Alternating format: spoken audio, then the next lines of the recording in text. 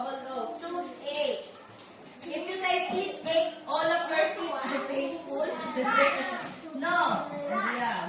You have toothache. Okay, the first one you have rash.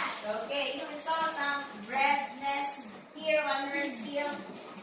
That is a rash. How about the other one? Fever. Okay, you have fever. Okay, what's that again? Okay, you have a high temperature. You have a fever. That is one of the common symptoms. How about the other one? Okay, this one? Runny nose. Very good. It's a runny nose. Okay, the second one is? Runny nose. Okay, runny nose. The first one? What is runny nose inside? How do you say that one? Okay, no. How about this one? If someone hit you and you have some spot here, the reddish, purple, and like that. It's a bruise. Again? Okay, you'll have a bruise. If you play hard and you bump into something, then you can get some bruise, right? Okay, next we have this one. Calf. Very good. It's a calf.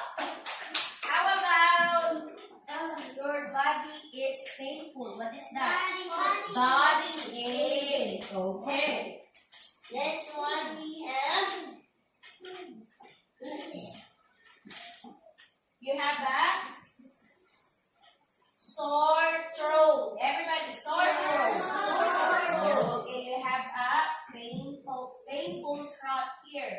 You want to drink water. It's like it's so dry, so painful, especially when you have a cough. Your throat will be painful, right? It's painful. So you have a sore throat. How about sneezing? Okay, you sneeze a lot. Okay. This one is also an example of a common symptoms. It's sneezing. Okay, what is the first one again? Sore throat. Everybody. Sore throat. Number 2, sneezing. Everybody. Okay, sneezing. How about the second one? Next page. So cold. You are and ill. Am I? Chill. Okay. It's so cold. You're chilling, right? So it's also a symptom.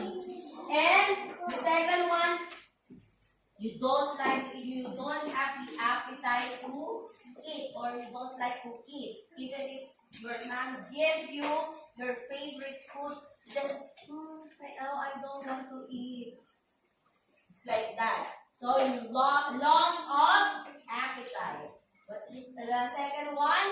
Loss.